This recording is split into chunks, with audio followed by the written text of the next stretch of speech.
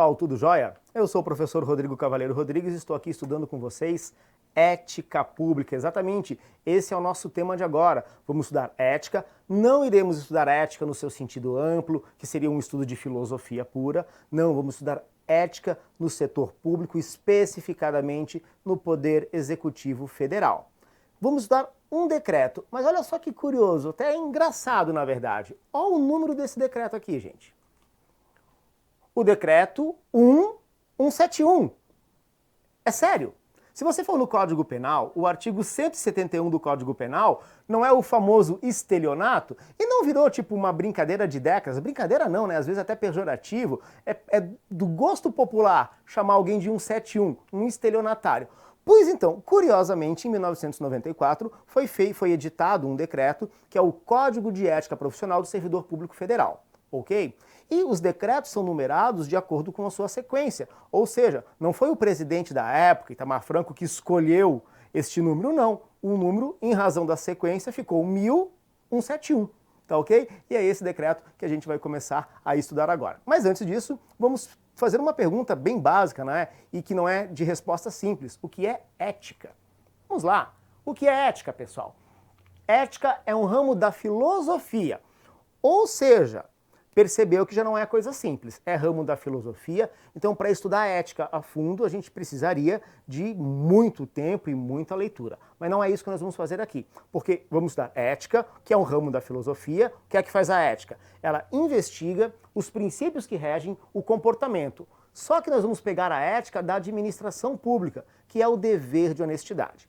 Evidentemente, reduzir o conceito de ética ao dever de honestidade é muito simplório, mas é o que nós precisamos para entender o que é a ética no setor público, o que é a ética no Poder Executivo, no nosso caso aqui especificadamente, Poder Executivo Federal. Mas saiba que ética não se resume a isso, tá ok? É algo muito mais amplo, tanto que é um ramo da filosofia. Mas é o que precisamos para conhecer este decreto. Mas, antes de começar a ler o decreto, vamos ver a normatização geral sobre a ética pública, especialmente para o Poder Executivo Federal? Acompanhe esse esquema aqui comigo, pessoal. Aqui, normatização. Temos o decreto 1171 de 94, decreto 1171, que é o Código de Ética. Temos também a Lei 8429 e temos os artigos 9º, 10 e 11, e temos a Lei 8.112 nos artigos 116, 117 e 132. Rapidamente, o que é isso? Infelizmente, no Brasil, nós temos muitas leis e muitas normas sobre ética. Quando ética, na verdade, por se tratar de um comportamento, ética devia ser prática, ou seja, o que fazemos todos os dias, e não esse emaranhado de leis.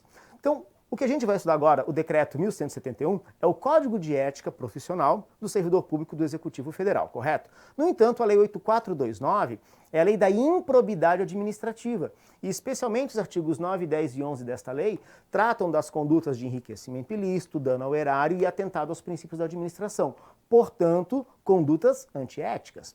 E lá na Lei 8.112, que é o Estatuto do Funcionário Público Civil da União, no artigo 116, 117 e no artigo 132 temos, respectivamente, os deveres, as proibições e os casos de demissão do servidor público federal, tá joia? Então nota que é um monte de lei e elas são redundantes, leis incluindo esse decreto, são redundantes, tautológicas até às vezes, se misturam e acaba que repete um pouquinho do que está na Lei 8.112 e repete lá na Lei de Improbidade, que é a Lei 8429. E um pouquinho disso tudo repete no Decreto 1171, que vamos começar a ler agora, tá joia?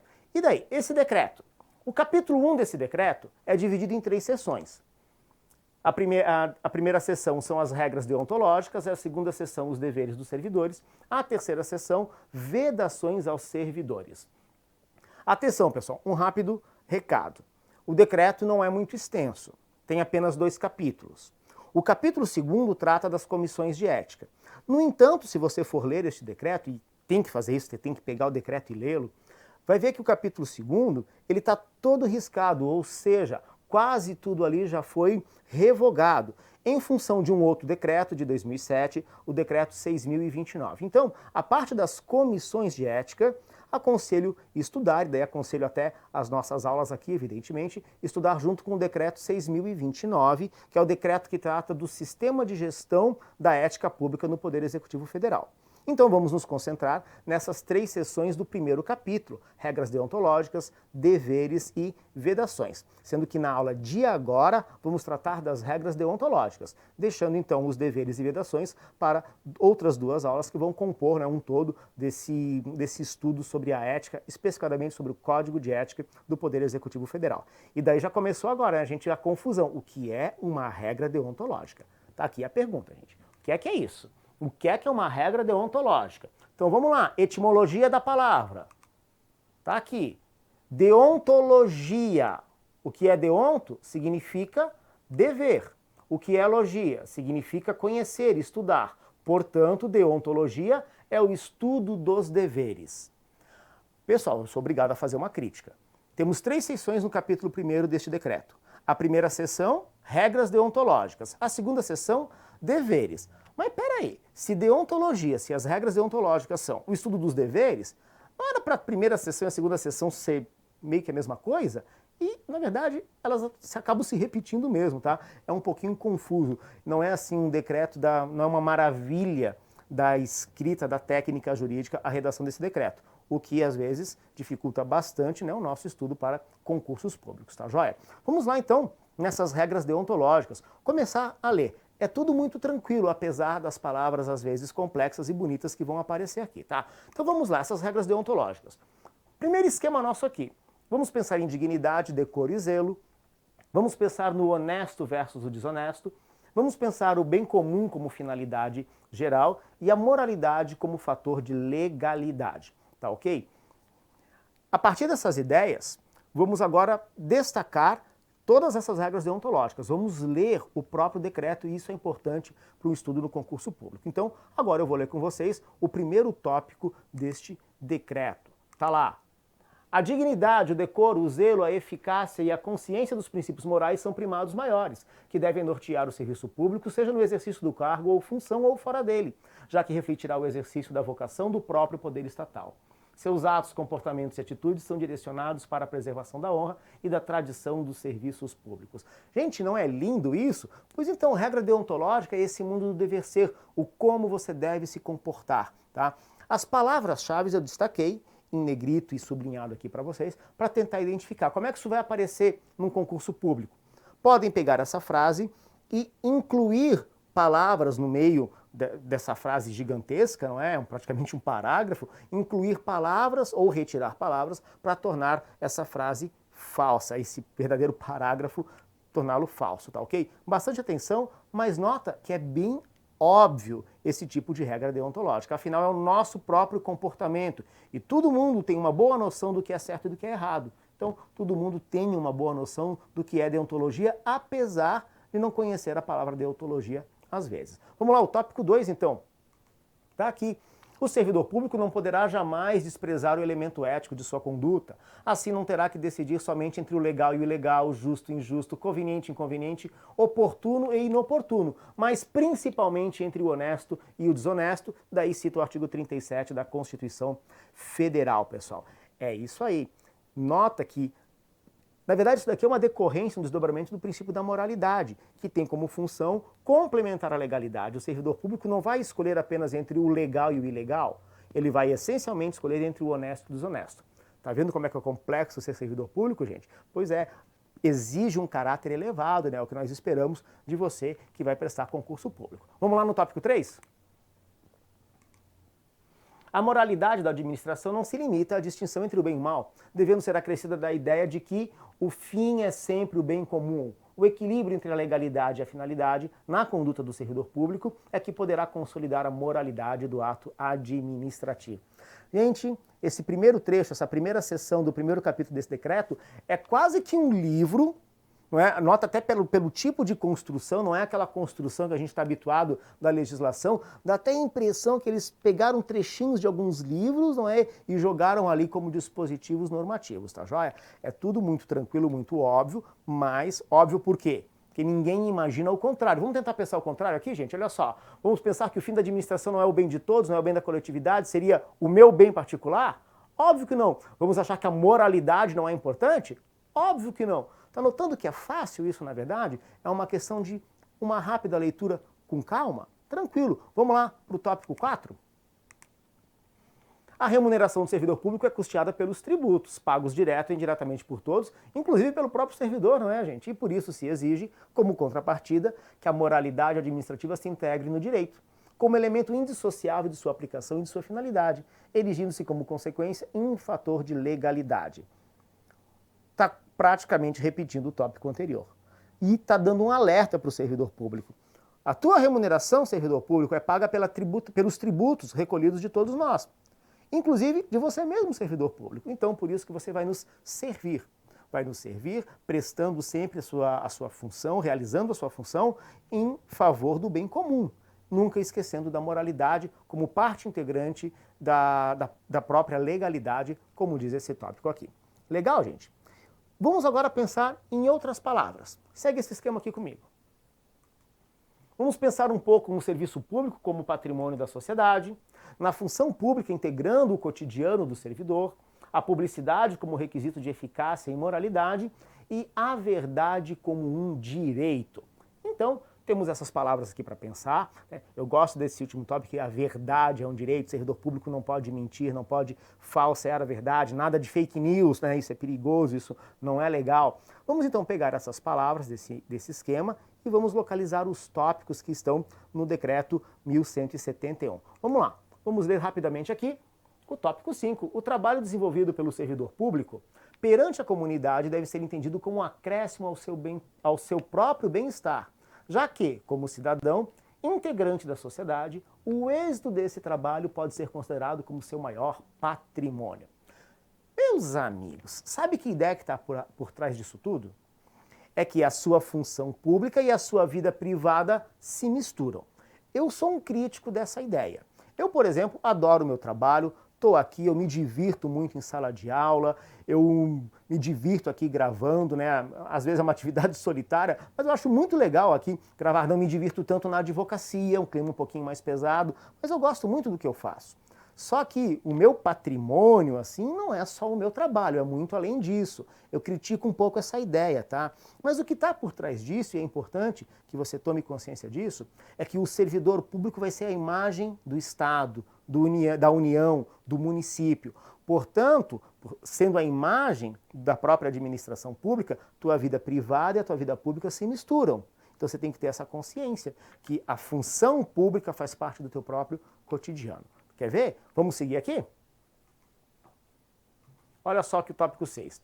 A função pública deve ser tida como um exercício profissional e, portanto, se integra na vida particular de cada servidor público. Assim, os fatos e atos verificados na conduta do dia a dia em sua vida privada poderão acrescer ou diminuir o seu bom conceito da sua vida funcional. Tá joia? É que, vamos ser bem sinceros, a pessoa que é mau caráter, ela vai ser mau caráter em casa, vai ser mau caráter na rua, na hora de furar uma fila no metrô, na fila do ônibus, e vai ser mau caráter no trabalho, no serviço. É isso que está dizendo aí, gente, tá? Então, você tem que desenvolver na sua vida particular um bom comportamento. Não estou dizendo assim que você é uma pessoa que não possa pensar, não é isso. É bom comportamento no seu sentido ético, boa conduta, a noção de bom senso na sua vida particular, refletindo na sua vida pública e vice-versa, tá ok? O que é que a gente quer? A gente quer que você, servidor público, seja um ser humano perfeito. É basicamente isso, tá joia? Vamos seguir aqui mais um tópico? Salvo nos casos de segurança nacional, investigações policiais, interesse superior do Estado e da própria administração pública, a serem preservados em processo declarado sigiloso, nos termos da lei, a publicidade de qualquer ato administrativo constitui requisito de eficácia e moralidade, ensejando sua omissão, comprometimento ético contra o bem comum, imputável a quem a negar. Gente, tirando os casos legais de sigilo, daí tem uma lei que trata do assunto, a lei de acesso à informação, tá? Então, tirando os casos legais de sigilo, os demais atos da administração pública têm que ser publicizados. Afinal, é a administração pública, não a administração privada, tá ok? Quando um servidor público omite um ato que não está sob sigilo legal, tem algo estranho, está escondendo por quê? Então, faz parte dessas regras deontológicas a ideia de publicidade, inclusive a ideia de publicidade está ali, né? Junto com a ideia de comportamento ético. Perfeito? Mais um tópico, então. Toda pessoa tem direito à verdade. O servidor não pode omiti-la ou falseá-la, ainda que contrário aos interesses da própria pessoa interessada ou da administração pública. Nenhum Estado pode crescer ou estabilizar-se sobre o poder corruptivo do hábito do erro, da opressão ou da mentira, que sempre aniquila até mesmo a dignidade humana, quanto mais de uma nação. Gente, isso daqui não é norma, isso daqui é discurso. Eu juro que eu não estou fazendo discurso para vocês, gente. É o tópico do decreto que, curiosamente, tem o número 1171. Tá joia? Então é lindo, maravilhoso, e vamos pensar o seguinte, talvez não seja a nossa realidade no momento, tá?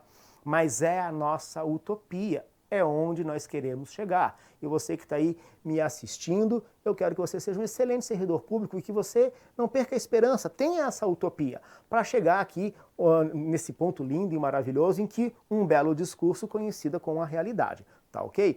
Por enquanto as coisas estão meio esquisitas, talvez, certo? Mas quem sabe a gente alcança lá, isso compete a cada um de nós, incluindo você, futuro servidor público. Legal? Beleza? Vamos ver mais um pouquinho, mais algumas palavras? Mais um pouquinho de esquema aqui, gente. Cortesia, boa vontade, cuidado e tempo dedicado, hierarquia, a eficiência do serviço público, assiduidade e harmonia no serviço público. Olha só esse finalzinho aqui, gente. Eficiência e assiduidade. De nada me adianta você ser uma pessoa de excelente caráter, ter um excelente comportamento na sua vida privada, se você não aparece para trabalhar. Tá ok? Você tem que ser assíduo, tem que estar em harmonia com os teus colegas para desenvolver um bom trabalho, uma boa prestação de serviço público. Vamos analisar os tópicos correspondentes? A cortesia, a boa vontade, o cuidado e o tempo dedicados ao serviço público caracterizam o esforço pela disciplina. Tratar mal uma pessoa que paga seus tributos, direto ou indiretamente, significa causar-lhe dano moral. Vamos fazer uma pausa aqui, gente. É o seguinte, não vou ler todo esse dispositivo, depois a gente coloca aqui para você, daí você dá uma pausa aí no seu computador ou dispositivo eletrônico para ler. Está escrito ali, né, até uma relação de que você deve tratar bem as pessoas. É tranquilo, é o dever de cortesia do serviço público, é o dever de urbanidade do Estatuto do Servidor Público Civil da União. Agora é o seguinte, não é para tratar bem somente aquele que paga tributo, é para tratar bem todos, gente. É uma regra básica de convívio social. E aqui, na verdade, tem um grande alerta, tá? Se você não tratar bem, seja o contribuinte que paga seus tributos em dia ou qualquer outra pessoa, você está causando dano moral a esta pessoa. Está claríssimo aqui. E quem vai responder pelo dano moral é o Estado, não o servidor público, não a servidora pública. No entanto, depois o Estado vai fazer ação de regresso contra o mau servidor público, além de puni-lo administrativamente. E vamos combinar, ser cortês, ser urbano, não é? Tratar com razoabilidade, dignidade, que todo ser humano merece, faz parte do convívio social básico, tá ok? Então agora a gente projeta aqui para vocês esse dispositivo, se precisar dar uma pausa aí no seu computador para ler com bastante atenção. Ok, pessoal? Seguimos para o próximo dispositivo, então. O 10, deixar o servidor público qualquer pessoa à espera de solução que compete ao setor em que exerça suas funções, permitindo a formação de longas filas ou qualquer outra espécie de atraso na prestação do serviço. Não caracteriza apenas atitude contra a ética ou ato de desumanidade, mas principalmente grave dano moral aos usuários dos serviços públicos. Vamos fazer uma coisa? Vamos imprimir esse dispositivo e sair colando em algumas repartições públicas. Eu não vou citar nenhuma aqui, né? Porque eu é que não quero tomar uma ação de dano moral, tá joia? Você, servidor público, futuramente, lembre bem disso, tá joia? Você deve estar sabendo de quais repartições eu estou falando, né? Aquela fila gigantesca, né? Dobra a esquina. Não é para ter, é desumano, é antiético. E olha o que está escrito aqui nesse dispositivo. Grave dano moral à pessoa que está ali, que necessita, que está pedindo o serviço público, né? Então, evitar esse desprezo pelas pessoas e achar que ficar 2, 3 horas numa fila é normal, não é legal isso não, tá ok, gente? Mais um dispositivo, então. O servidor deve prestar toda a atenção às ordens legais de seus superiores, velando atentamente por seu cumprimento e assim evitando a conduta negligente. Os repetidos erros, o descaso e o acúmulo de desvios tornam-se, às vezes, difíceis de corrigir e caracterizam até mesmo imprudência no desempenho da função pública. Então temos aqui duas situações, na verdade. De um lado, a hierarquia, a necessária hierarquia que existe em toda organização, seja ela privada ou seja pública, e dentro dessa hierarquia cumprir as ordens e cumpri-las bem, dentro de uma ideia de eficiência, lembrando que eficiência é um dos princípios que consta no caput do artigo 37 da Constituição Federal. Tá joia? Bem tranquilo esse dispositivo, não é, gente? Legal? Vamos então agora ler os dois últimos dispositivos? Segue aqui comigo. Toda ausência injustificada do servidor de seu local de trabalho é fator de desmoralização do serviço público, o que quase sempre conduz à desordem nas relações humanas.